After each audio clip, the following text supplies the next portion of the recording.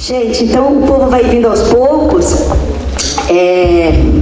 A Priscila vai chamar os nossos convidados. E aí a ideia é que a gente converse um pouco, uns 10 minutos. Temos 2 convidados hoje, né? Uns 10 minutos para cada um. E aí a gente abre para trocar, para conversar. É um encontro bem informal, é um debate bem informal. Mas a gente está gravando, por isso o microfone, porque a gente está registrando, porque a gente, nas cidades que a gente passou, de preferência, a gente chama alguém que viveu, que foi testemunha, sujeito dessa história, para que conte essa história, porque essa história não é contada. Então a gente registra esse material, que vai virar alguma coisa, que a gente não sabe ainda o que, mas ele está ali registrado. Então, Priscila, a gente queria agradecer aqui, dizer, eu esqueci, eu fiquei emocionada, eu queria, no programa de vocês não tem, porque era uma outra pessoa que ia fazer, mas eu queria falar aqui dos nossos técnicos, o Vinícius, que é esse que está subindo aí, que é o nosso operador de som, o Raul Freitas, o Guilherme Mendes, a Priscila, que está na produção, a Carol, que está doente, que não veio hoje, mas que esteve junto esse tempo todo. Muito obrigada, porque teatro tem muita gente, né, que faz a coisa andar. Boa noite. Boa noite. Aqui de Paranaguá, a gente conta com a presença de 2 pessoas que vão dar seu testemunho vivo dessa época e também suas impressões, suas conclusões de tudo isso. Está aqui com a gente hoje a Esmeralda Quadros. Ela é testemunha ocular de ter visto muitas coisas acontecendo com os seus parentes, seu próprio pai, durante essa época da ditadura. E temos também o Manuel Barbosa, que é professor, advogado, militante, está no ativismo social desde 1978 e foi preso e perseguido político e vai contar um pouquinho pra gente. Podem subir.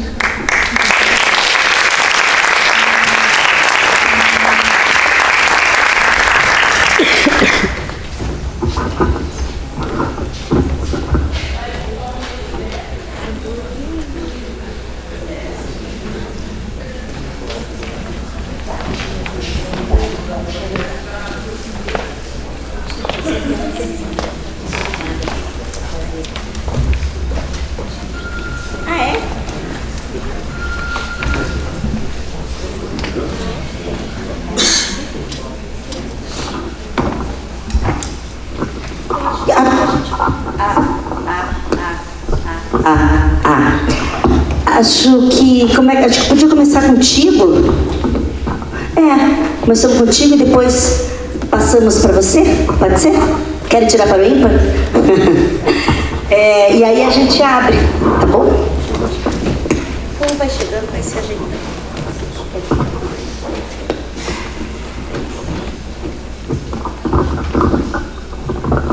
Bom, boa noite. Eu acho que o sistema aqui vai ser falar. Falar uns 10 minutos, depois ela fala uns 10 minutos seu, uns 10 minutos dela, em média, e daí a gente abre para o público e aí vai rolando essa conversa. Que a gente nunca sabe qual vai ser, mas sempre é. Eu vou evitar um pouco aqui a questão de fazer análise política, né? Mas o que eu queria dizer para vocês é que a ditadura militar, para mim, começou quando eu tinha 7 anos de idade, próximo da meia-noite, batidas na porta e de repente entra soldados com metralhadora, uniforme escrito PE, Polícia do Exército. Minha mãe apavorada, 7 filhos, uma escadinha, eu era o filho mais velho com 7 anos. E eles entram e começam a revistar a casa inteira, né, atrás do meu pai.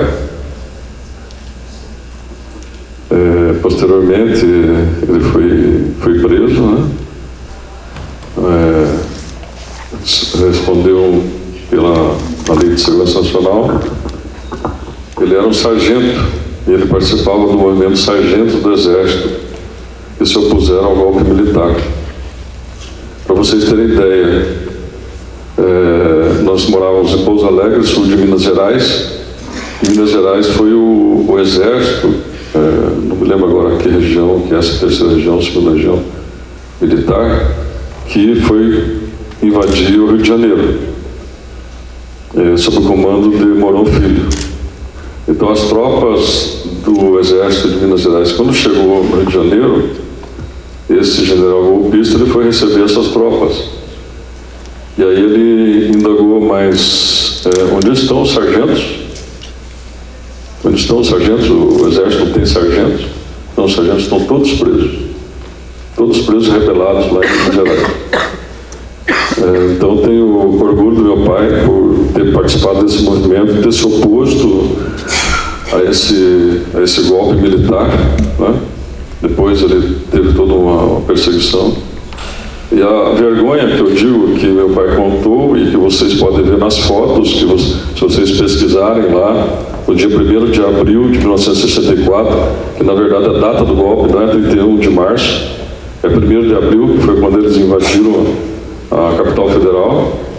Os militares que chegaram lá, eles foram brindados com um presente. Cada um ganhou uma Coca-Cola.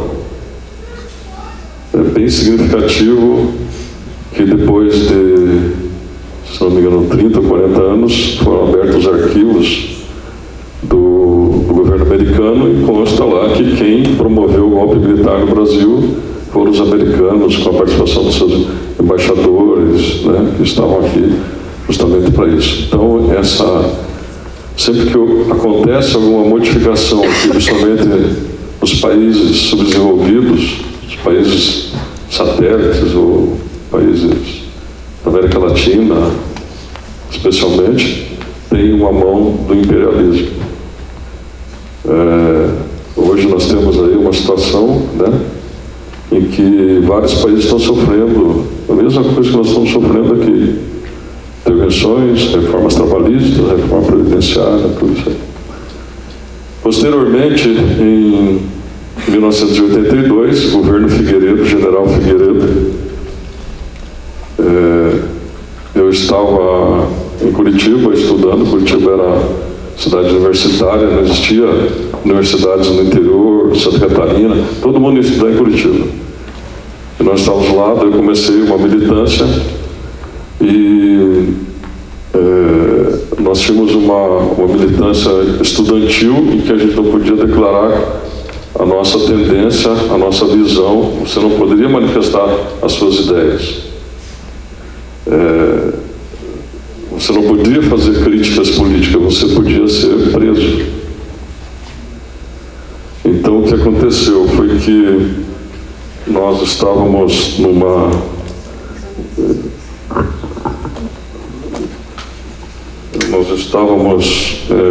divulgação e nós queríamos defender a liberdade democrática, a liberdade política, e nós saímos para colocar no aniversário do Partido Comunista, nós queríamos divulgar a bandeira do partido, não era nem divulgar tantas ideias, mas divulgar a bandeira do partido. E aí nós fomos presos, né? Fomos processados na Lei de Segurança Nacional, invadiram também novamente lá minha casa, minha mãe, muito forte, né? Passar por tudo isso aí. E nós ficamos 5 dias incomunicáveis. Então, incomunicável, a gente poderia sofrer algum tipo de tortura, alguma coisa assim, mas a tortura foi mais psicológica. Fora esse meu amigo aqui, que levou uns safanões, eu tive a sorte de sofrer tortura psicológica, mas não tortura física, né?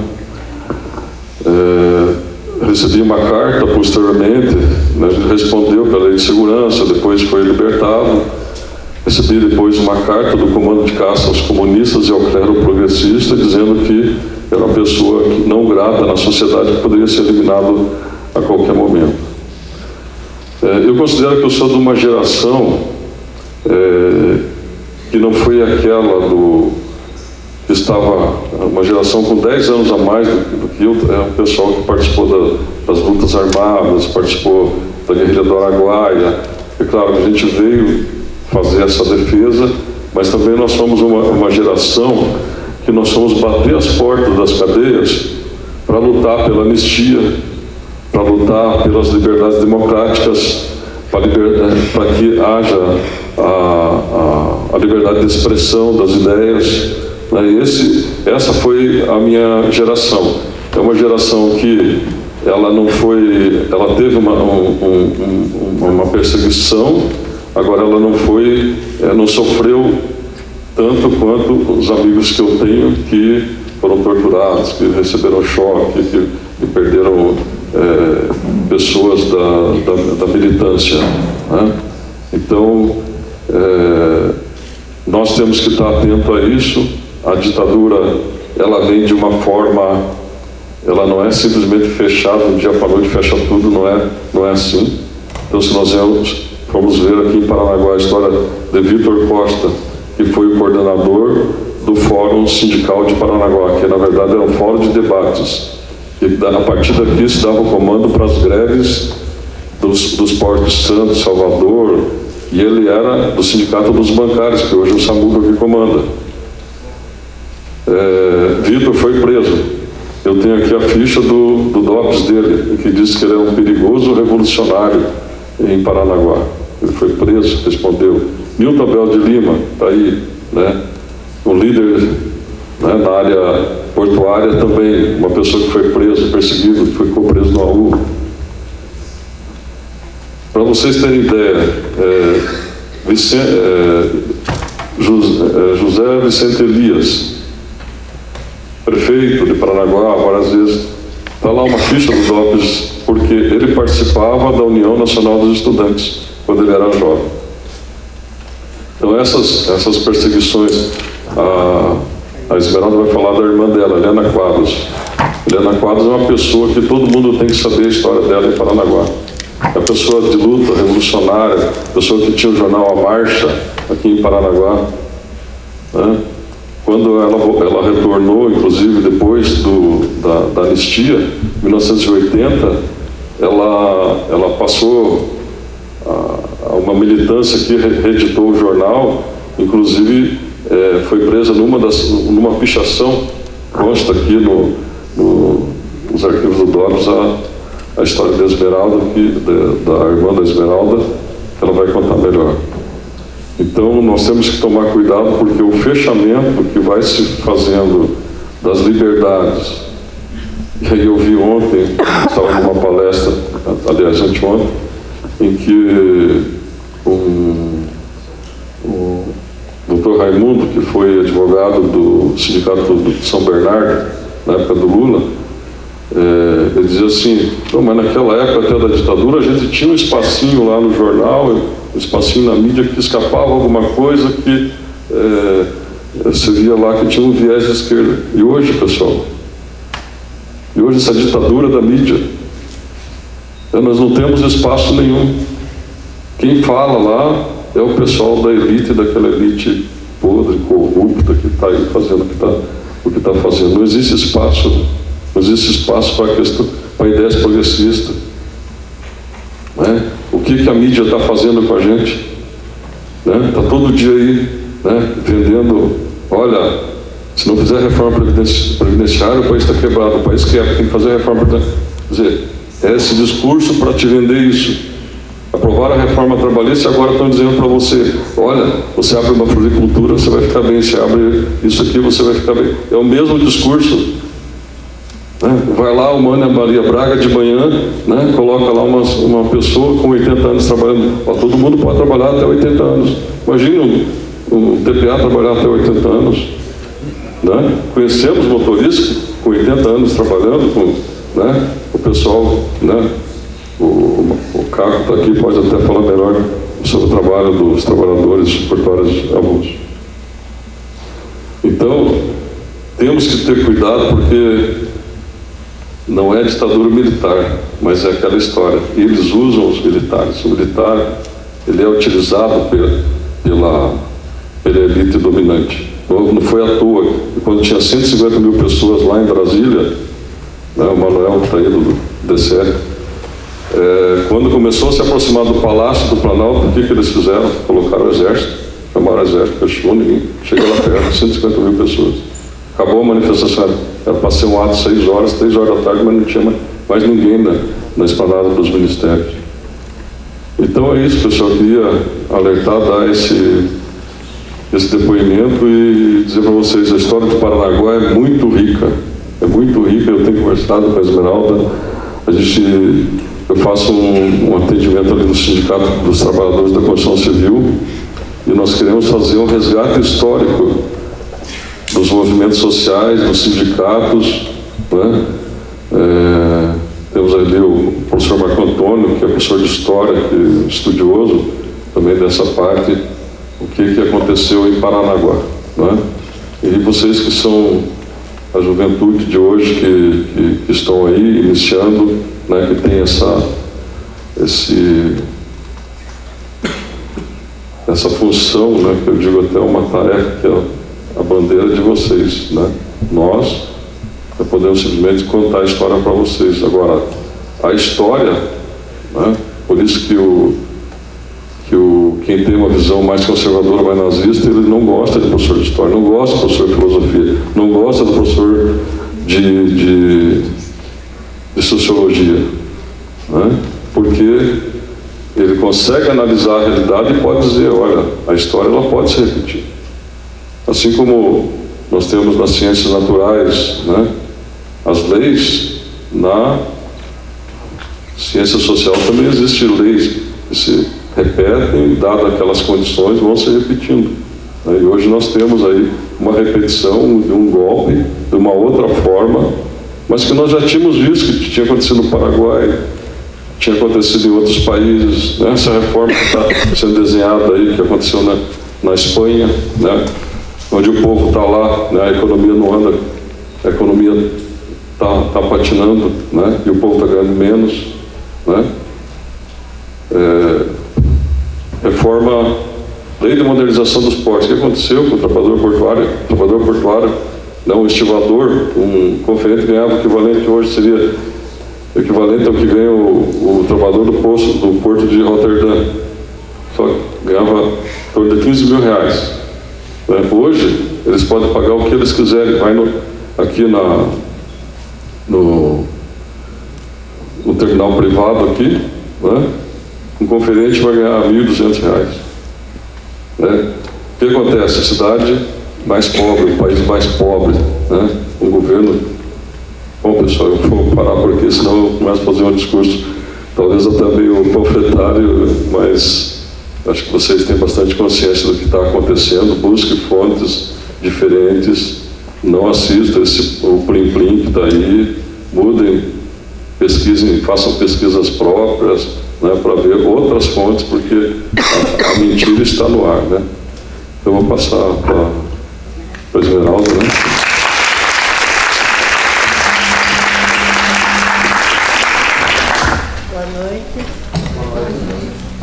Oi. Boa noite. Eu não tive participação nessa fase tão dura da minha família, porque eu sou a mais nova. Mas meu pai era marceneiro, carpinteiro naval e tinha formação política, os ideais dele eram cristãos. E eu nasci assim num lar onde a gente vê os exemplos, né? Meu pai foi um ativista pela justiça social, lutando em favor do pobre, e ele, com mais alguns amigos, famílias de Paranaguá, família Patitucci, Berlim, Riveles, Nilton Abel de Lima, Antoninho Sapateiro. Seu Antoninho Sapateiro foi o maior teórico marxista, inclusive o local aqui na Rua da Praia, onde ele tinha sapataria, que era frequentado por grandes políticos, grandes vanguardas de luta, até vai ser transformado agora num local reservado, sinalizado que ali viveu esse cidadão. Foi o maior teórico marxista. deixou uma história importante em Paranaguá. Esses amigos, eu lembro mais dos mais próximos do meu pai, estavam sempre juntos, reunindo, resolvendo os problemas sociais da cidade. Inclusive eles criaram a cooperativa da Ilha dos Valadares. Ele, meu pai, como era carpinteiro naval, construiu o primeiro barco, primeira lanchinha, para lá, para cá, para o Valadar. Foi esse cidadão vanguarda de luta em Paranaguá. Quando eu era menina, eu lembro, a Praça Fernando Amaro, é o Marco Zero da cidade, e tem um histórico muito bonito, porque aqui nasceu a Petrobras em Paranaguá.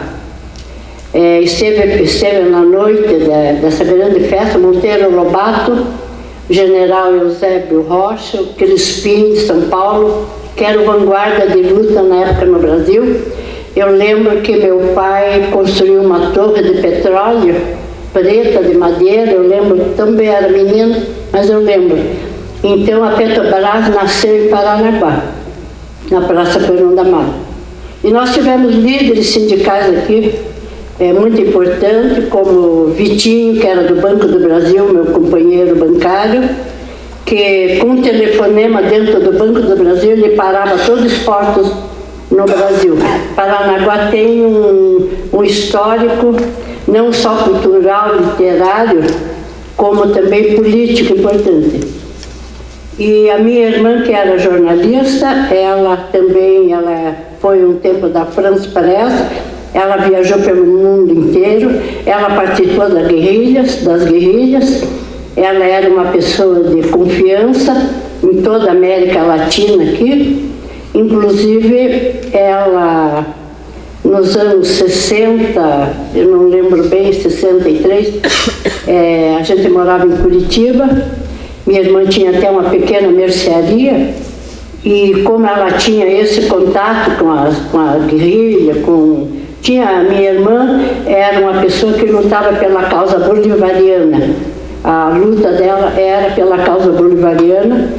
Então, ela, na época eu era mais jovem, alienada politicamente, não tinha muito conhecimento, não me aprofundava.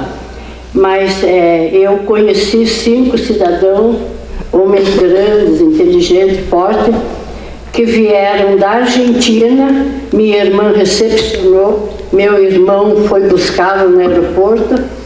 Minha irmã, eles ficaram uma semana na casa da minha irmã, e lá ela avisou a família, que eram membros políticos, que eram de Cuba, da Argentina, João Pedro Maneco, eram 5.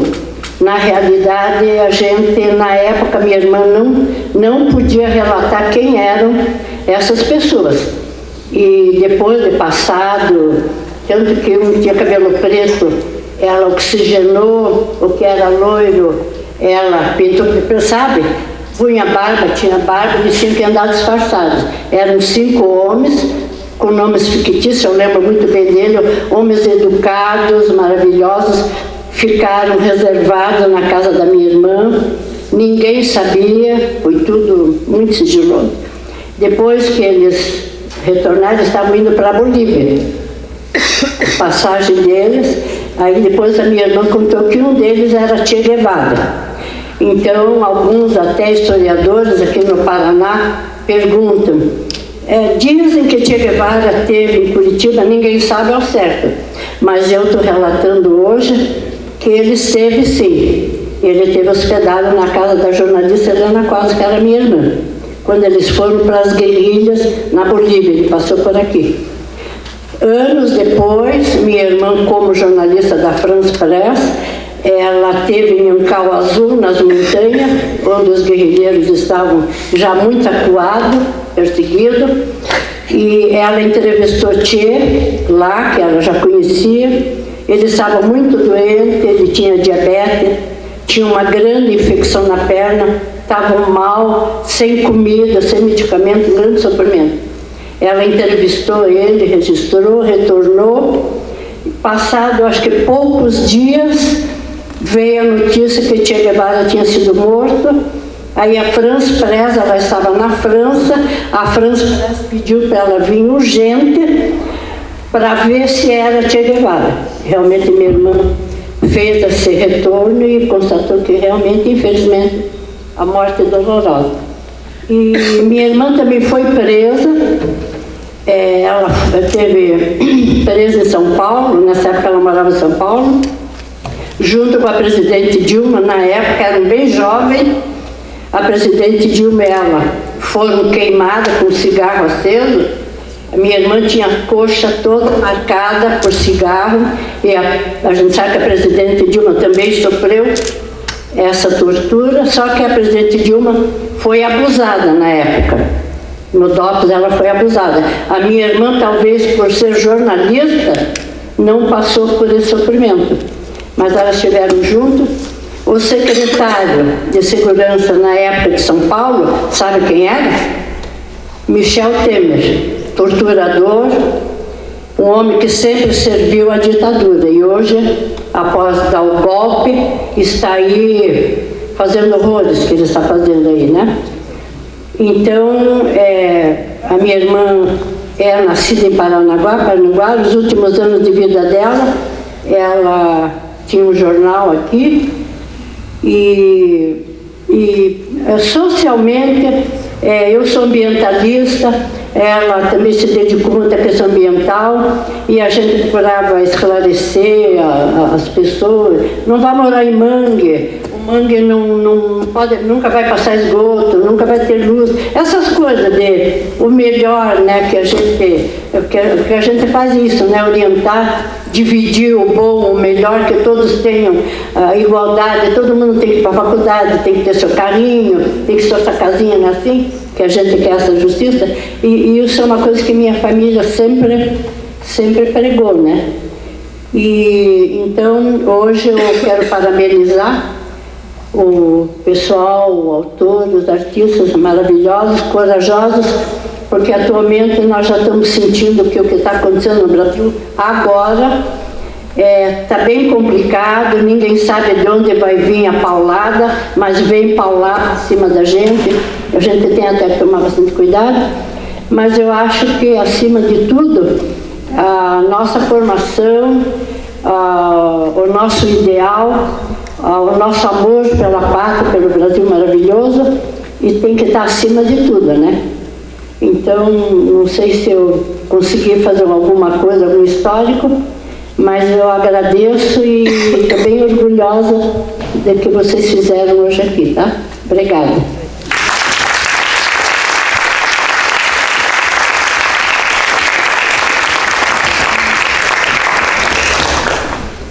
Oi. A gente pode abrir agora, né? Se alguém tiver alguma questão.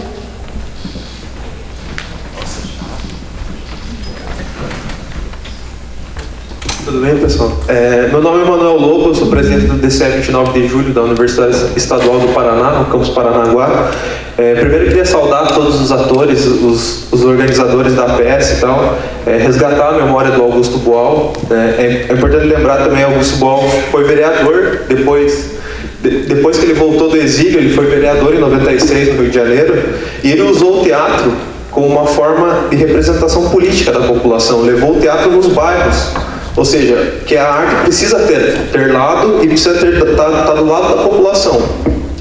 Nesse sentido que eu vou fazer pergunta para os atores, mas antes eu queria só deixar um recado que está passando aqui hoje, né? Em mais de 20 cidades no Brasil estão sendo coletadas assinaturas para uma ação popular pela anulação do impeachment. Né? É importante dizer que a mesmo estado de exceção que a gente viveu com tanque de guerra na rua na época da ditadura, a gente vive hoje. Não da mesma forma, como colocou o companheiro Manuel, mas é um estado de exceção. Os nossos direitos estão sendo roubados pela caneta mágica dos golpistas, financiados pelos empresários que compram a Polícia Federal, compram o Ministério Público. O Beto Richa, governador golpista.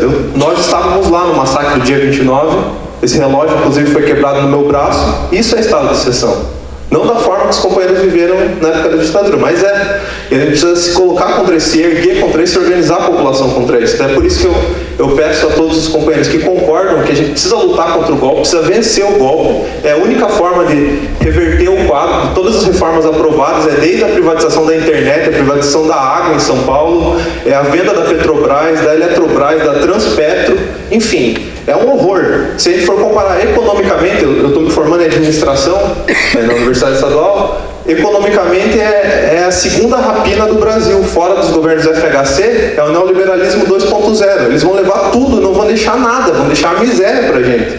Então, assim, sem me estender muito, tá passando aí duas versões, né, na verdade, 2 vias que o pessoal está assinando, contribuam com a assinatura pela anulação do impeachment. Não que a gente confie no STF, o STF avalizou o golpe, né, inclusive em 64 também. O STF, a justiça é burguesa, ela não está do lado da população, obviamente, mas assim, é uma forma da gente fazer essa agitação política, esse debate político, essa conscientização de todos nós, porque é a única forma que a gente tem, como os companheiros fizeram, resistindo à luta contra a ditadura nos anos de chumbo, fazer hoje em dia. Porque nem o William Bonner não vai organizar a população, nem a Fátima Bernardes, nem a Globo, nem ninguém, nem o Sérgio Moro. Então, a gente tem que fazer isso. A gente está fazendo aqui isso na cidade, inclusive o DCE, junto com a União Brasileira de Mulheres, a companheira Matsuko aqui, a companheira Esmeralda, o Sindicato da Construção Civil, alguns sindicatos, alguns movimentos sociais, militantes de partido de esquerda, o CAPTO ali, dos sindicatos concertadores, que é portuário. Desde 2015 a gente está organizando a luta contra o golpe na cidade. Essa luta está se expandindo cada vez mais. A gente fez um debate agora dia 22 sobre a Venezuela no SESC. A gente vai começar a levar essas reuniões para os bairros. Então, os companheiros que tiverem interesse em ajudar a construir as reuniões nos bairros, deixem um contato conosco, procurem algumas das nossas organizações. A gente faz reunião toda semana, toda segunda-feira no Sindicato da Construção Civil. Vocês estão convidados para ir lá, porque só nós podemos fazer algo por nós. E aí, agora, para deixar a pergunta para o pessoal, eu queria saber como o apoio como vocês conseguiram, digamos, trazer essa obra para a cidade, para o Paraná, né? A Copel apoiou e tal. É engraçado, a gente até estava se questionando disso, né? A gente fez um evento para lutar contra o golpe no SESC, que é o Sistema S, que é o mesmo da Fiesp que financiou o golpe. Então, como usar essas estruturas contra eles mesmos, né? A favor da população. E a pesquisa de vocês em relação aos papéis dos personagens, como que funciona essa pesquisa histórica? E aí, relacionando com uma coisa que a gente tem discutido no Comitê de Luta contra o Golpe, que é justamente fazer esse resgate com as pessoas mais velhas. A Dona Esmeralda é uma militante histórica da cidade. Ela tem toda reunião a gente aprende um monte com ela, coisa que a gente não aprendi na faculdade, não aprendi na escola e tal, e o Google também não ensina. Então é importante, o mesmo resgate histórico que está sendo feito aqui, esse registro e tal. A gente está debatendo construir uma biblioteca, um museu da esquerda parnanguara, justamente para manter, mas não manter como um negócio cheio de traça, manter como algo que possa dar perspectiva para a vida das pessoas. Como o companheiro colocou, Augusto Boal colocou, nós estamos vivos. É isso que faz a diferença. Obrigado, pessoal.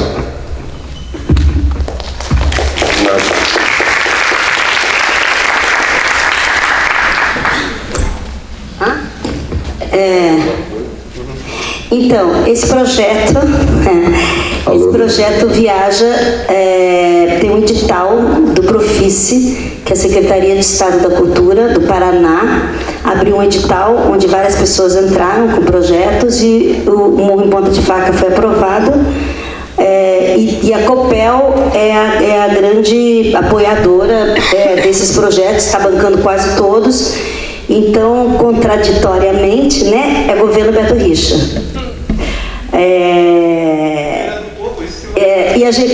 Mas é isenção fiscal, né? É SMS, é isenção fiscal, é dinheiro público. É dinheiro público. E a Copel também, né? Então, todas as leis de incentivo são uma renúncia fiscal, né? Então a gente tem viajado com esse espetáculo. Depois do espetáculo a gente sempre faz os debates, e tinha mais, em algumas cidades a gente fez também as oficinas, umas aulas abertas de iluminação com Beto Bruel, que é o iluminador desse espetáculo e que é um mestre da luz aí do país. Bom, com relação ao projeto é isso. A gente começou em 2010, 2011 com foi o edital da Funarte, da falecida Funarte, né? Porque depois desse impeachment da Dilma a gente não tem mais nada. Acabou, né? Acabou a Funarte, acabou o Ministério da Cultura. O Temer, quando assumiu, ele assume às 10 horas, às 5 ele extingue o Ministério da Cultura, né, que a gente foi lá fazer as ocupações todas e tal. Aí ele volta atrás, mas ele demite 180 funcionários do MINC, né? Então o MINC acabou, né? Mas antes de ter acabado, a gente viajou, a gente conseguiu um edital de montagem desse espetáculo, depois de circulação, e depois a gente viajou muito com os editais aí da Caixa, da Petrobras, né, que está aí nessa desgraça, né, que da Petrobras, né, porque o que está acontecendo no país é uma maldição desses... Vou nem falar. Bom, sobre o espetáculo, então, a gente, assim, você perguntou sobre a pesquisa, o processo? Vocês, atores, fazem a pesquisa histórica, digamos, para resgatar a obra do Boal. Então, eu convidei o Paulo José justamente por isso, porque o Paulo José montou, né, em 78, então São Paulo já trouxe o Arena todo, porque ele participou, né, do Teatro Arena, do qual o Boal participava também. Então, o Paulo José já era alguém que viveu, né, enfim, a gente leu, eu vou falar de mim então, né? Eu li, a gente fez um projeto chamado Projeto 70, que era sobre a ditadura militar, e a gente leu outros textos, a gente fez várias coisas. Desse projeto eu e o Gabriel fizemos, e a Raquel também entrou no finalzinho, e a gente leu muita coisa sobre a ditadura militar, muita coisa. E aí a gente decidiu fazer essa peça porque a gente fez uma leitura dramática. Essa leitura dramática comoveu a plateia, inclusive jovens, muito jovens. E aí eu que achava ela datada, e ela é datada, ela acontece na década de 70. Mas a gente está cheio de refugiados aí, né, de exilados pelo mundo. Então ela tocou muito as pessoas, então a gente resolveu montar por isso. Mas acho que eu não estou respondendo o que você está me perguntando. Eu pesquisei, o Boal, a gente estuda o Boal desde o curso de teatro. Eu leio o Boal desde minha adolescência. Então, eu uso o método do Boal em algumas oficinas que eu dou. Então, o Boal eu não sei dizer exatamente assim, aonde, quando. O Boal entrou acho que pelo menos o pessoal que fez o curso de teatro, o Boal já entra como referência básica, né? Com relação à pesquisa para construir, né, as personagens, o Paulo José sempre se centrou não muito como era na época, o que acontecia, mas sim as relações humanas entre essas personagens, assim, sabe? Que ali está um pouco, não o casal operário, o casal burguês, o casal intelectual, mas ele sempre tentou deixar isso um pouco mais o figurino dias também já. Mas da relação deles, exilados, como é que era isso, como é que era estar no limite, assim, brigavam, se amavam, se preocupavam, não se preocupavam, e o que aconteceu com o Paulo e a Maria também se concentrar no fato, assim, como é que a pessoa que você ama morreu, né, como é que você faz isso? Então, ele sempre concentrou nas relações humanas dessas pessoas do que propriamente mas porque ele já tinha passado por isso, já tinha montado e tal, então ele trouxe um monte de coisa pra gente. Ele ficava falando uma coisa do remedinho, do barra da glória no dente, e o Paulo já até estava com uma dificuldadezinha de falar já, né? Daí, tem que dar um remedinho, tem que dar um remedinho. Mas o que? Tem que dar um remedinho para dar um remedinho? Daí a gente entendeu que eles se preocupavam entre eles, e isso é uma forma de mostrar essa preocupação de dar o remedinho. Isso não está em lugar nenhum e tal. Então, acho que a gente leu muito, mas se preocupou mais com a relação das humanas. E daí, Acho que tem uma coisa importante que está no próprio texto, né, estudando, claro, a gente tem que estudar o período histórico, o que foi a ditadura, né, o que eram os movimentos sociais, todo esse caminho dos exilados, né, Chile, Argentina e tal, mas o Boal escreve assim, né, o Barra e a Foguinho são operários, então eles representam os operários, pessoas mais da terra, mais, né, guerridos por sua condição de vida. O Paulo é o artista, né, representa o artista, a Maria é o intelectual, eles são intelectuais, e o doutor e eu, que seria a Marga, né, e o doutor, ele é um advogado que caiu ali de gaiato no navio, quantos outros caíram, e a Marga é uma pessoa que está ali, na verdade, eu a defendo muito, porque, ela era fútil, mas ela só queria viver, ela só queria as coisinhas dela, ela não fazia nada para ninguém, né? E muita gente, muito estudante foi envolvido. Então, eu acho que são 3 casais que representam 3 segmentos, assim, de pessoas que realmente foram os que mais foram pro exílio. O meu processo, eu sou do Paraná, sou do norte do Paraná, vim para Curitiba estudar teatro e fui morar no Rio. Quando a Nena foi para lá, eu fiquei sabendo do projeto e me apaixonei e corri atrás e batalhei para entrar nesse projeto. Eu já desenvolvo um trabalho lá no SESC com o Boal, na periferia do Rio de Janeiro, né? Também sou do Sistema S, muitos anos fui funcionário do SESC e hoje eu sou professor contratado. E trabalho na periferia, trabalho em São João de Meriti, trabalho em Ramos. Eu tenho alunos que não podem ir para aula de teatro porque está tendo tiroteio na sua comunidade, né? E assim por diante. Foi um processo muito rico, né? Como a Nena mesmo colocou, a gente, desde a iniciação teatral, a gente já trabalha com o Boal, né? Que ele tem o seu método do teatro do oprimido. Eu conheci o Boal lá no Rio em 90 e poucos, 96, quando ele chegou do exílio, abriu o Teatro do Oprimido lá na Lapa. E o pessoal desenvolve também na periferia, vem gente da Alemanha para conhecer o centro do Teatro do Oprimido lá no Rio de Janeiro. E o Paulo foi o nosso grande mestre e em 2 meses a gente mergulhou e ele nos passou mais coisas e a gente se aprofundou. A gente eu substituí nesse processo, Nena convidou para fazer a circulação e tivemos poucos ensaios e sempre depois dos espetáculos tem esses debates. Então, a gente conheceu, por exemplo, uma guerrilheira que conheceu a Maria. Então, cada depoimento, cada vivência corpórea vai recheando esse imaginário, né? Então, a ditadura, ela pega no corpo, ela pegou no corpo, né? Pegou no corpo da sua irmã, né? E eu sinto que hoje a gente vive, quando a gente vai para a rua tem as pauladas, mas também tem um lugar do medo que já vem da ditadura da década de 60, 70 e se estabelece nesse momento, nessa nossa anestesia ou nesse lugar, o que está acontecendo, será que é isso mesmo? Então a mídia que coloca essa nova realidade na nossa cabeça, dizendo que era mais seguro na época da ditadura, né? Aonde, para quem que era seguro, quem é perigoso nesse lugar. Então, é muito rico estar nesse lugar, nesse projeto, nesse momento. Eu também substituí para esse projeto aqui. Eu não participei desse processo todo que a Nena, o Abílio e o Gabriel participaram. Mas tem uma coisa que faz parte da minha vida. Eu sou um artista, faço teatro há 35 anos e eu tenho 62 anos. Então, essa pesquisa que você fala, ela está dentro de mim, da minha vida. Não só da minha vida de ter participado, ter presenciado. Eu fui militar, por exemplo, né?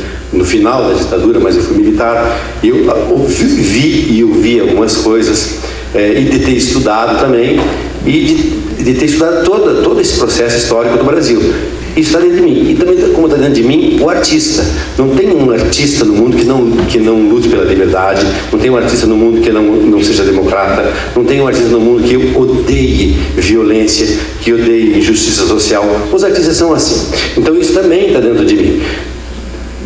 Quando vim fazer esse trabalho aqui, foi rápido, foi uma loucura, né? Mas o conteúdo já estava dentro de mim, o conteúdo. Ainda mais que eu ia fazer o contraponto, né? O meu personagem faz o contraponto. E ele é necessário porque na hora que ele faz o contraponto, você que está aí na plateia faz a reflexão.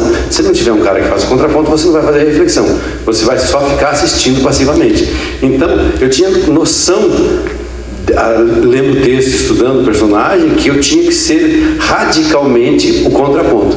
Então, tinha o lado fácil, que é fazer radicalmente o contraponto, mas o lado difícil de ser o tempo todo hostilizado em cena.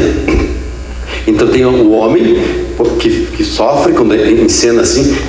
Tem momentos durante o espetáculo que fala, ai, eu estou sendo hostilizado aqui. O tempo inteiro as pessoas ficam brigando comigo em cena, mas eu tinha que pegar isso a meu favor, né? E a terceira parte disso é essa que a Patrícia falou. Nesse processo todo, nesses 15 espetáculos que a gente fez, a gente conversamos com pessoas e ouvimos pessoas que viveram de uma maneira forte, de uma maneira ativa, de uma maneira dolorosa, de uma maneira violenta, tudo o que aconteceu na ditadura nelas, e isso é verdade.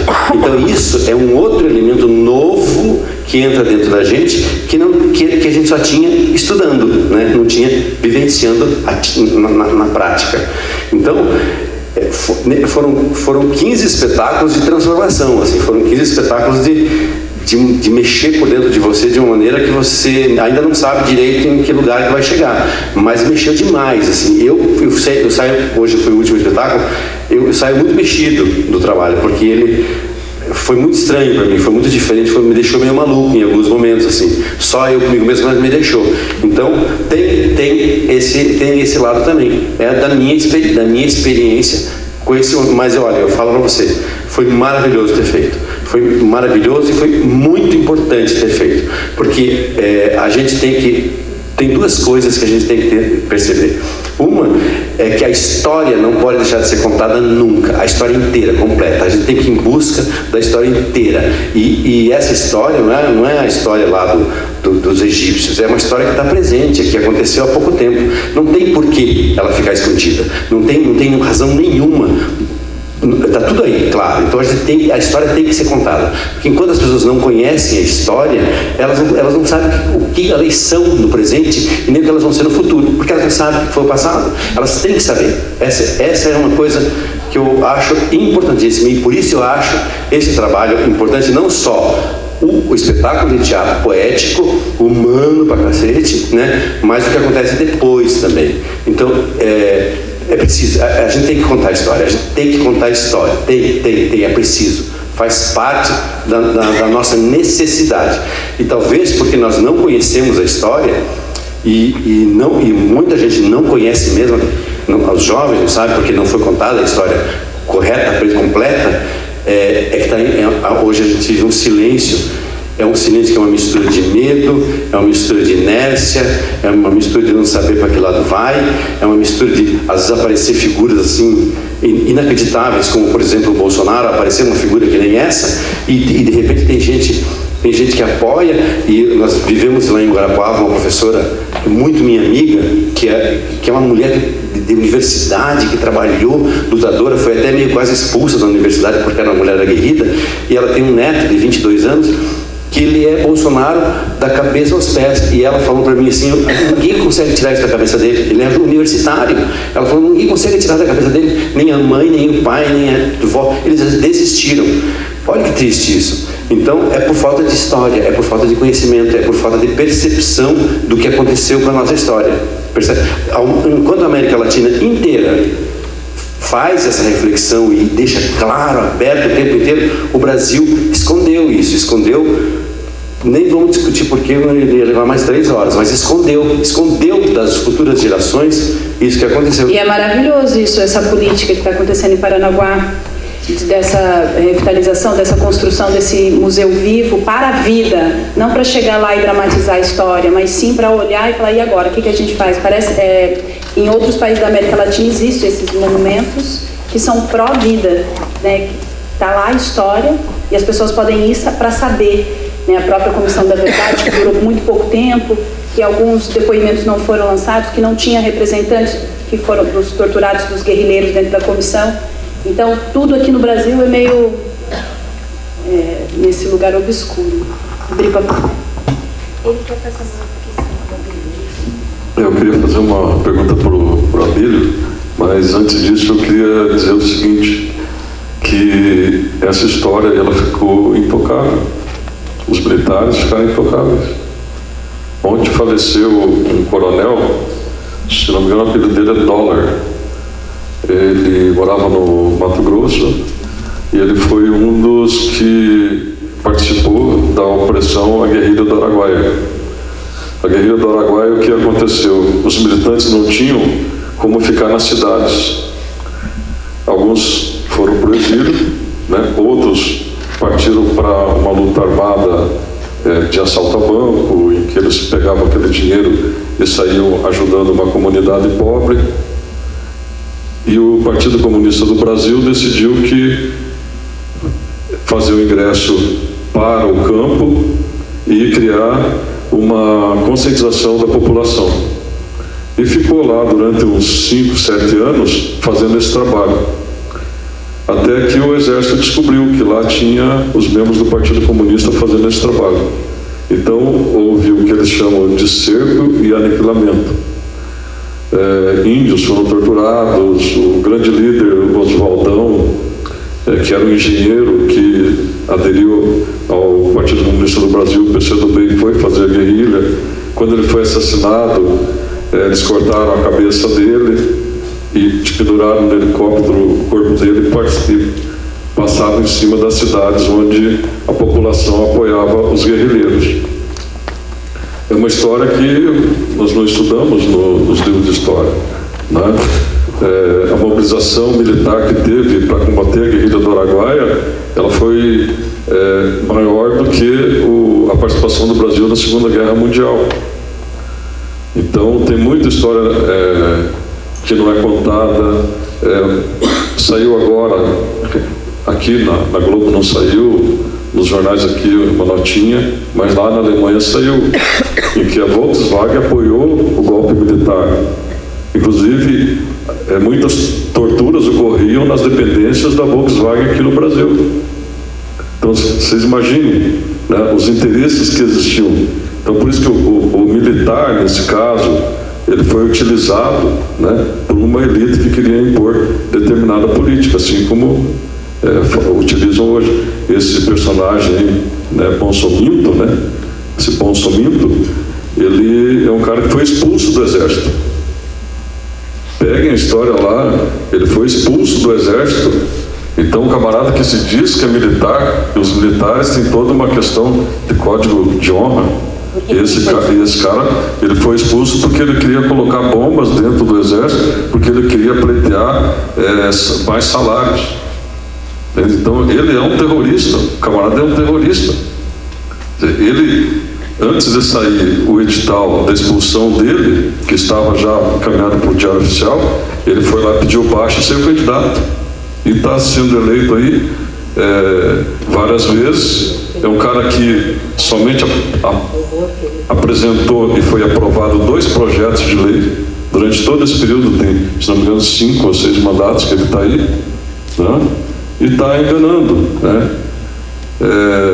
Vejam, né, esse jovem, por exemplo, tem que ver lá qual é a opinião dele sobre os negros. O que ele fala dos negros? É a visão nazista. O que ele fala das mulheres? Aí criam aquela polêmica, a Maria do Rosário, que ela... Não, a Maria do Rosário defende direitos humanos, né? O que é direitos humanos? É aquilo que o repórter policial fala, não é? Que direitos humanos, existe a 5ª geração de direitos humanos. Ou seja, a pessoa não é um necessitado. Aquele camaradinha que está sem casa, ele não é um necessitado. Ele tem direitos. Ele tem direitos, só que ele não sabe disso, ele nem sabe que ele tem direitos, né? Então, esse silêncio ensurdecedor que ele falou, né, que está ocorrendo, nós somente vamos abrir um pouco a cabeça do povo com esses debates, e a cultura é fundamental, isso aqui é fundamental. E aí a minha pergunta vai para o Abílio, em que ele falou que ele faz trabalhos na periferia. Então eu queria que você contasse aí, quando eu fui convidado pela Mariana, para participar aqui, daí eu fui pesquisar, o SPOAL, o Teatro Oprimido e tal, daí recordar. E daí eu vi que o teatro oprimido pode ser utilizado até para fazer um trabalho com relação ao preconceito contra os negros, contra as mulheres, contra a pessoa que é obesa, o bullying dentro da escola. Então, eu queria que o Abílio contasse assim, como é que funciona essa dinâmica do teatro do oprimido e como é que ele pode servir para conscientizar as pessoas e essa questão da participação da comunidade não sendo ator e toda essa... Queria que você explicasse para a gente isso aí. Então, o Boal, ele tem um método, né? E em cima desse método, ele defende o teatro para todo mundo. Ele defende o teatro para a dona de casa, defende o teatro para o policial, para o açougueiro, né? Para o estudante, para o professor. O Boal chega a defender o teatro até para o próprio ator, porque ele acha que tem muitos atores que não fazem teatro. E em cima do método dele, ele tem o teatro invisível, né, que você pode desenvolver aqui mesmo, nessas poltronas, no ônibus, né, que é você fazer uma determinada cena, de repente esse rapaz está sentado no lugar de um especial, né, de um deficiente, alguma coisa. E alguém chega e fala, a gente combina, a gente prepara os atores. E eu falo, dá para você levantar daí para essa senhora sentar? Né? E ele diz que não vai levantar. Então ali já começa assim uma discussão, né? Ele tem o Teatro Fórum, né? A gente viu aqui, na hora que a gente chega na Embaixada do México, no Chile, que a gente brinca ali, tem um distanciamento, né? Que a Foguinho estava fazendo o porteiro e hoje a gente tirou no par o ímpar, né, para o Gabriel fazer. Então o Boal trabalha dentro desse sistema. Ele tem uma frase que eu gosto muito, que ele fala, se o ator pode ficar doente, o doente pode ficar ator. Isso é dialético, isso é provocador. E lá na periferia do Rio de Janeiro, em São João de Meriti, em Nova Iguaçu, é uma região muito carente.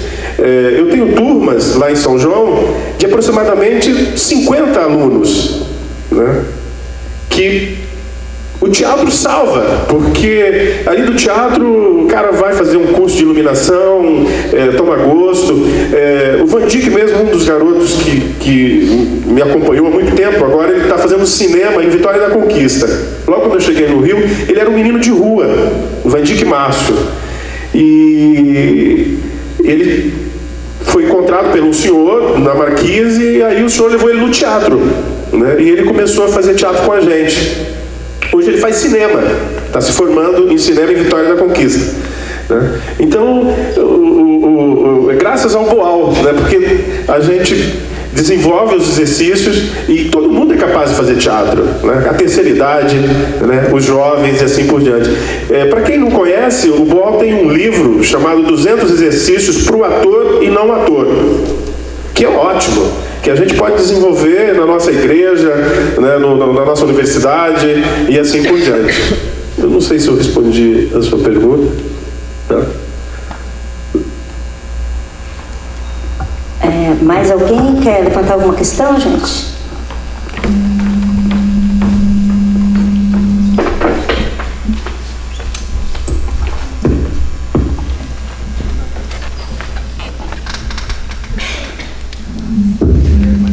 Boa noite a todos e todas. Queria começar dando os parabéns aí para todos que participaram da festa. Acho que é um tema assim, de extrema importância nos dias de hoje, né?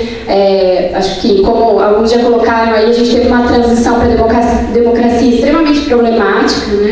Só a gente pensar aí na lei de anistia, né, que anistiou todo mundo e que ainda é um tema de extrema discussão. A gente lida também muito mal com essa memória da ditadura, né? Tivemos a experiência da Comissão Nacional da Verdade, que durou cerca de 2 anos, teve um relatório interessante, mas também não conta mais com recursos para dar continuidade ao projeto, para divulgar os resultados desse relatório, né? Então a gente teve aí um período muito posterior do fim da ditadura, um trabalho que foi relevante, que foi importante, mas que durou apenas 2 anos, que teve uma equipe reduzida e que a gente ainda teve muito pouco acesso aos resultados desse relatório, né? Então, parabéns a todos vocês aí que deram vida a esses personagens, né, e que trouxeram parte dessa história aí pra gente. A pergunta que eu queria fazer é se os personagens foram inspirados em trajetórias de militantes que viveram durante a ditadura militar, né? Homens inspirados, né? Eu sei que o Paulo foi inspirado, como vocês já disseram, né? E pelo que eu entendi, a Maria também foi inspirada numa trajetória. Então eu gostaria que, se possível, né, vocês recuperassem um pouco isso do texto original. Se ele foi ao menos inspirado em trajetórias reais, né? Eu sei que o texto, né, e o próprio teatro, ele tem espaço para criar também nesse sentido. E eu acho que a perspectiva de se colocar os tipos ideais como foram tratados é extremamente interessante, né? Pensar nessas diferentes militâncias, nessas diferentes formas de resistência, convivendo ali, tentando estabelecer algum tipo de diálogo. Mas eu também fiquei curiosa para saber se os personagens foram inspirados em trajetórias, né, em militantes que viveram aí durante a ditadura militar. Obrigada. O Paulo, que é o Boal, o que a gente sabe é muito por conta do Paulo José, né? Porque como Paulo José conviveu com o Boal e ele montou isso em 78, então ele passou, então a gente sabe por boca do Paulo, né? Que a Maria é uma personagem real que se mata, na verdade, no metrô na Alemanha. Ela não se mata como é colocado aqui no espetáculo. Ela realmente entra num processo... Ela foi muito torturada, ela entra num processo de depressão, ela não dá conta, ela não consegue lidar com isso, realmente ela foi muito torturada, perdeu muitos, enfim, se mata, se joga no metrô, em Berlim, acho, na Alemanha. E a Sônia Lafosse, que tem participado com a gente, que foi uma guerrilheira, né? A Sônia Lafosse foi guerrilheira. Ela falou pra gente que ela conheceu a Maria Auxiliadora, né, que é o nome, e conheceu o Paulo. O Paulo, na verdade, é o Boal, mas que é isso que o Boal foi esse casal, mas não era esse casal. O Boal não era casado com a Maria, né?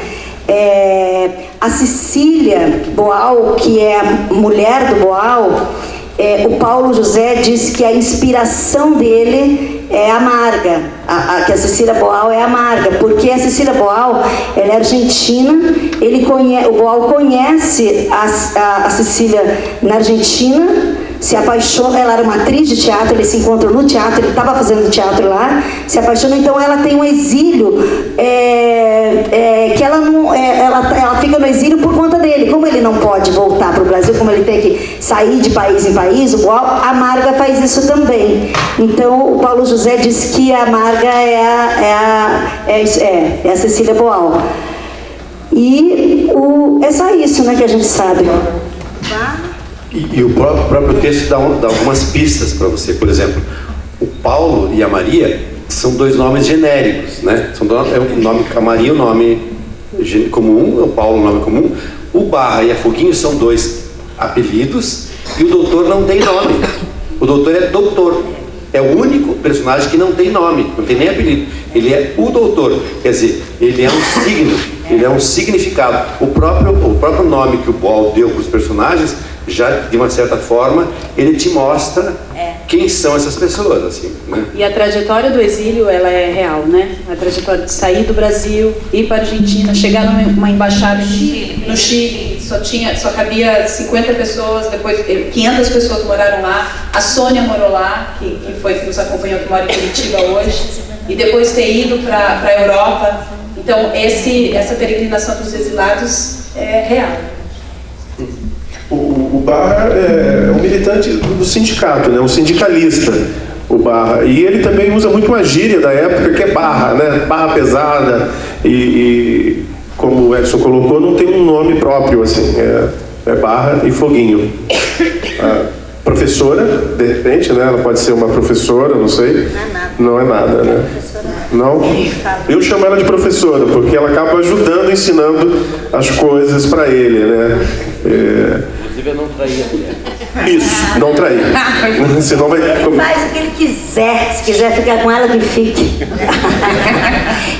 Esses personagens, acho que talvez seja importante dizer, eles são mais jovens, eles não têm a nossa idade, não tem, né? Talvez o doutor, tudo bem, mas eles têm 20 e poucos anos, né? A Maria e o Paulo, com certeza, são mais jovens, eles saíram muito jovens, né? Então, a Maria se matou não tinha 30 anos, né? Que é a Maria Auxiliadora. Mais alguma questão? Não, só que eu queria falar uma coisa, que, retomando um pouco da fala, o Frei Beto diz que a ditadura no Brasil foi a pior ditadura da América Latina, porque aqui ela não aconteceu. O Brasil continua réu na Corte Internacional dos Direitos Humanos pelos crimes cometidos no Araguaia.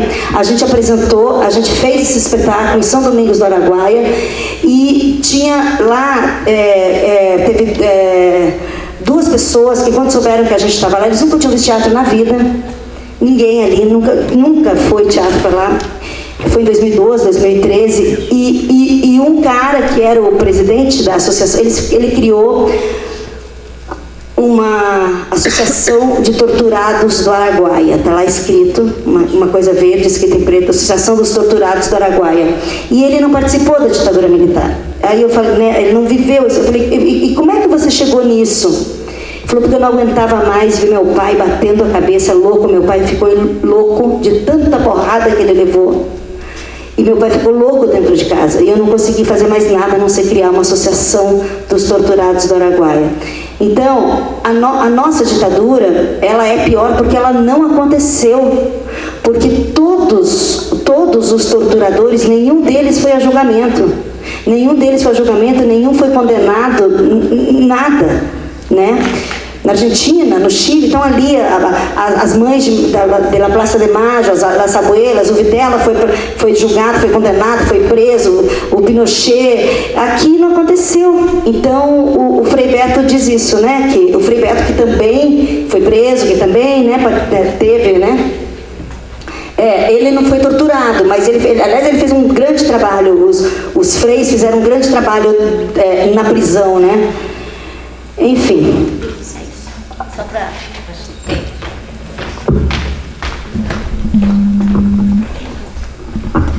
Primeiramente, fora Temer. Segundamente, obrigado mais uma vez por vocês estarem aqui, vocês já vieram, né? E a primeira coisa é isso, eu estava pensando em como foi a primeira montagem, né? 2010 e agora, né? O que é essa construção do personagem nessa diferença de momento que a gente vive, né? Então eu fiquei, né, pensando assim, a força, né? O que vocês sentiram é a diferença, né? Outra coisa é, se dividíssemos em fases a ditadura que passou aquela, em que fase estaríamos agora? Né? E a terceira pergunta eu esqueci.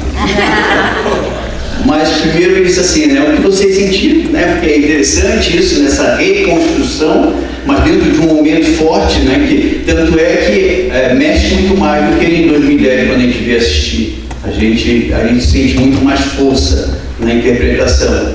E depois essa história, né? Em que fase vocês acham que estamos, né? Porque, por exemplo, agora a gente vê que ainda se pode fazer um manifesto, né? Os artistas ainda estão no palco. E isso deve ter acontecido naquela época, né? Muita gente ainda pôde. E de repente veio alguém e fechou e encheu de porrada. Então, se fosse dividir em fase, que fase estaríamos para a gente ficar esperto ainda? Eu li recentemente, reli um livro chamado A Peste, de Alberto Camus.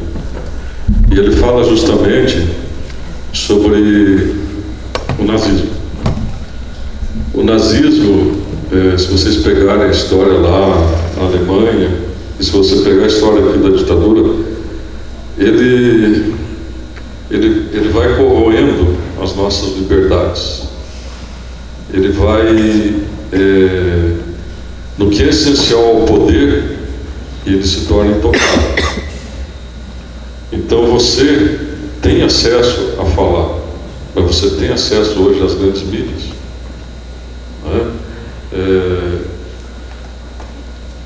Simplesmente o que tem, né, de divulgação é a grande elite, né? Então, por exemplo, você tem agora um filme que vai estrear dia 7 de setembro. Ninguém sabe de onde que veio o dinheiro. Parece que agora começou a aparecer que veio um dinheiro lá da Espanha, que entrou na conta da mulher do personagem principal e tal. A coisa começa apareceu na Folha de São Paulo, apareceu na AV. Parece que começa a aparecer, tem de desmascarar esse grande herói, entre aspas, aí dos coxinhas. Então, dia 7 de setembro tem. Então, eles estão divulgando e tal, né? E o filme Lula, o Filho do Brasil, né? Que tem personagens maravilhosos, um filme maravilhoso. Então, nós estamos propondo, né, que se divulgue. Não assista esse filme de terceira categoria. Assista Lula, Filho do Brasil, para você entender a história do Brasil, você entender o que foi, como é que surgiu esse personagem, né, o que ele representa, né, que se a gente pensar, não estão querendo pegar um cara, é o ex-presidente, mas a questão não é esse cara. Se você pensar bem, a questão não é esse cara, é pegar qualquer pessoa que erga a voz contra o sistema que está aí, que está sendo implantado. A juventude vai ser a maior vítima dessa política que está aí. O empobrecimento nosso vai ser terrível. As dívidas, assim como a ditadura militar fez muita dívida para a gente pagar, né, que quando nós fomos trabalhar, nós já sabíamos que nós tínhamos tanto lá de dívida para o FMI, né, esse governo está fazendo a mesma coisa. Ele está entregando a nossa riqueza, assim como a ditadura militar fez. Essa questão lá da reserva da Amazônia, né, que um juiz, né, agora ele impediu que o decreto entrasse em vigor. Esse juiz que era de origem humilde, era um borracheiro, juntou 200 quilos de livro, estudou e passou no concurso, né? Essa questão da Amazônia é uma questão recorrente. A nossa elite, né, é aquela elite lá das capitanias hereditárias. Ela é saqueadora, ela quer oprimir, ela quer uma reserva de mão de obra barata, né? Por isso que estão fazendo essa reforma nefasta que está aí, né? É um arroxo salarial, né? É uma precarização do trabalho, né? E que são vocês, entende? Vocês que vão ter que trabalhar 49 anos para se aposentar, né? O que estão propondo aí? Emprego para todo mundo, está lá na Rede Globo. Reforma trabalhista para dar emprego para todo mundo. Reforma. O que é isso, pessoal? O que é o trabalho intermitente? É você trabalhar de bico. Você vai trabalhar 10 horas no mês e vai sair lá na estatística que você está empregado. É isso. Então, eu acho que a ditadura, ela é uma ditadura econômica. E anteontem eu vi um juiz trabalhista falar o seguinte: olha, o golpe foi dado lá quando o Levi assumiu o Ministério da Economia. O golpe não foi dado lá quando derrubaram a Dilma, porque o golpe é o golpe do papo, né? São os grandes, né, as grandes corporações, as grandes multinacionais. Está lá aquele pato que significava, né, não vamos pagar. Na verdade, quem sabe quem que está pagando o pato? A Fiesp colocou, né, a Federação da Indústria do Estado de São Paulo, a maior liderança das indústrias multinacionais dentro do Brasil. Indústrias multinacionais. Os pequenininhos aqui, o camaradinho aqui da empreiteira de construção civil de Paranaguá achou: vamos derrubar essa presidenta aí porque vai melhor. Está quebrado. Parou a construção civil. Consultoras aí parou. Entende? Né? Comerciantes, não, tem que derrubar. Então aí, ó, fechando as portas. Não tem consumidor se não tiver salário, se não tiver uma economia andando, uma economia de desenvolvimento voltada para o trabalhador, que é o grande consumidor. Não existe desenvolvimento. Só que a questão aí é uma questão até maior, sabe? Se a gente pensar o que está acontecendo no mundo inteiro. A concentração, né, de riqueza na mão de poucos. Né? 20 pessoas detêm 50% da riqueza mundial. 20 pessoas. O que vocês acham disso? Está lá na estatística.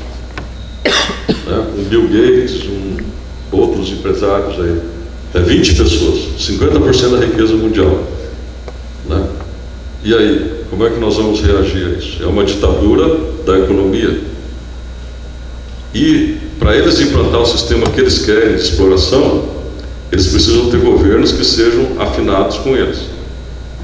Então, se esse camarada aí, o Temer, não der certo, pode ser que eles lancem mão de outro cara, né? Ele é um detalhe, entende? Pode ser que eles precisem de um outro cara para colocar no lugar e fazer a mesma política, mais feroz, né? Então, se for necessário o Bolsonaro, eles colocam o cara lá para fazer, porque o trabalhador vai reagir, vai ter reação. Então, pode ser que tenha que ter mais opressão, né? O que nós vimos lá nos Estados Unidos, né? Eles lançaram mão de um cara, né, de caráter bastante nazista, está lá, né? Está lá a orientação lá do policial americano, né, no centro de Nova York, trata a população do jeito. Agora, na periferia, tem que atirar. É negro, tem que atirar. Essa é a orientação deles. É diferente aqui da nossa polícia aqui, né? Teve um aluno, que o Manuel estava falando, que ele fez a pesquisa na faculdade TCC dele, foi sobre Paranaguá, repressão a drogas em Paranaguá, prisões e tal. Onde que ocorre mais? Nas periferias, né? Agora você pega São Paulo, Rio de Janeiro, né? Curitiba é uma cidade fachada, né? Uma cidade fachada, porque Curitiba ela é a 45ª cidade em homicídio do mundo, só que ninguém fala nada.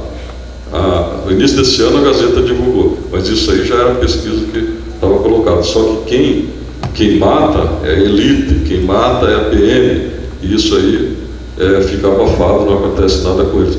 Então eu acho que a ditadura, ela tem o sistema, ele quer oprimir o trabalhador, ele quer concentrar riqueza. Isso faz parte do sistema. A partir do momento que ele deixa de fazer isso, ele deixa de ser capitalismo. E ele vai lançando mão de todos os recursos que ele pode para manter essa ditadura. É por isso que nós estamos vivendo essa situação em que, se for preciso apertar mais, eles vão apertar mais. Não é? Teve um momento de reação na América Latina, né, com governos populares, com governos que fizeram, procuraram fazer programa, no caso do Brasil, programas sociais a favor dos menos favorecidos. Foram programas sociais, mas aqui não foi mexido na estrutura, né? Por exemplo, Venezuela foi mexido na estrutura, o Chaves foi lá e mexeu na estrutura, né? Assistam, a revolução não será televisionada. Conta a história, por que o Chaves fez todo aquele movimento. A população, né, em cada bairro, em cada cidade tem a sua comuna. Você está lá no bairro X, precisa de um posto de saúde, precisa de uma creche, faz um projeto, manda para o governo federal manda o dinheiro para você fazer a creche, fazer o posto de saúde na tua cidade, no teu bairro, com a comunidade fiscalizando, com a comunidade trabalhando. Essa verba vem dinheiro, não passa por deputado, não passa. Constituinte da Venezuela. Venezuela fez constituinte. A constituinte da Venezuela foi assim. Qual que é a proporção de trabalhadores que existe no país? Tanto. Então, vai ter que ter tantos deputados, vamos dizer, 50 deputados operários, tantos deputados da área portuária, tantos deputados que são donas de casa, tantos deputados que são trabalhadores rurais. Quantos empresários tem? É 5%. Então 5% vai ser de empresários. A riqueza, o petróleo, né, foi estatizado. Então vai construir casa para o povo, então tem casa gratuita, não tem que pagar não, é casa gratuita, porque o petróleo da Venezuela, 17% do petróleo do mundo está na Venezuela. Lá a riqueza é utilizada a favor do povo. Precisa de médico, o governo fornece educação, tudo gratuito. Isso aí é contra o sistema. Então por que os Estados Unidos querem, estão ameaçando invadir a Venezuela? Por causa disso. É contra o sistema que eles querem impor, né? E aí você pega ali na Rede Globo, né, todo dia. Porque aí você conversa com o motorista de táxi e fala assim, espero que o Brasil não se transforme na Venezuela. Ele nem sabe o que é aquilo. Eu estive na Venezuela, a notícia que estava no Brasil, tem uma manifestação no centro da cidade, está tendo conflito e tal, nós estávamos no centro da cidade passeando, não tinha nada. Tinha acontecido uma manifestação, assim, numa cidade da região metropolitana, e o povo estava lá, né?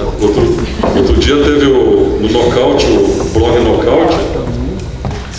O blog Nocaute foi lá na Venezuela e daí pegaram uma pessoa e falaram, você está faltando alguma coisa aqui na Venezuela? Não, está faltando nada, olha aqui o povo trabalhando, a praça aqui e tal. Então vou fazer o seguinte, eu te dou uma lista de compra e te dou o dinheiro. Em 30 minutos você tem que voltar com toda essa lista comprada. Essa pessoa foi lá, comprou os mantimentos e voltou ali na praça. Quer dizer, nós somos obrigados a acreditar no que a mídia fala. Então a Rede Globo e companhia, e aí vai Band, vai tudo junto, eles jogam um punhado de areia nos seus olhos. É uma cortina de fumaça em que você não consegue ver a realidade. Por isso que nós temos que, vamos pesquisar em outro lugar, vamos ver em outro lugar, vamos ver outras fontes, vamos ver o que tem por trás dessa parede de pedra, né? Somente assim a gente vai. Agora, essa questão que ela falou ali sobre a questão do período da ditadura militar, isso aqui foi uma escuridão no Brasil, pessoal. Cientistas foram embora, artistas foram embora. Isso aqui ficou um vazio tão grande assim na memória, né, do coletivo, sabe, que essas consequências nós estamos vivendo até hoje. Então nós estamos é o silêncio que, né, mas eu acredito que o povo que tem um espírito muito prático, o operário que tem um espírito muito prático, poxa, lá com o presidente anterior, lá aquele outro lá, em casa eu tinha arroz e feijão, eu fazia meu churrasquinho no final de semana. Tinha fila no mercado para comprar cervejinha, eu tinha um salarinho melhor. Lá na obra, lá tinha o pedreiro de moto, tinha o servente de moto, o pedreiro de carro e o encarregado de uma caminhonete que mesmo que fosse usado, era dele. E hoje? Eu acho que ele tem esse espírito, eu acho que ele vai, né, vai quebrar essa barreira, esse muro aí que a Globo está colocando nas nossas consciências e ultrapassar isso aí, né? E aí o papel nosso, quem tem consciência, né, conversar, não ter medo de conversar. Eu converso com o operário, batendo o operário da construção civil no meu dia a dia. Eu tenho conversado e o pessoal tem despertado, porque a realidade, né, ela é mais forte do que a mentira e o brinquinho da Rede Globo. Desculpa que eu estou falando. A gente tem que encerrar, a gente tem horário aqui. Queria agradecer a presença de vocês e te responder uma coisa. Você perguntou, né, quando a gente fazia o que fazer agora. Eu acho que hoje, com tanta coisa que está acontecendo, o público está percebendo mais que essa peça ela vem da história, da vida real, e que a história está viva, que ela não está num lugar lá na década de 70. E os depoimentos das pessoas, a gente tem um público jovem assistindo mais do que quando a gente fez. Antes tinha mais pessoas de cabelo branco, tem muito jovem assistindo e ficando para o debate. Hoje aqui eu contei, a gente tinha 80 pessoas, agora tem 60. As pessoas estão vendo, né, que essa história, que isso aqui não é ficção, né, que o que a gente fez não é ficção. Então vendo que a gente tem que criar brechas, né? A nossa brecha, a nossa bandeira é essa. Gente, então, muito obrigado, muito obrigada, muito obrigada, muito obrigada.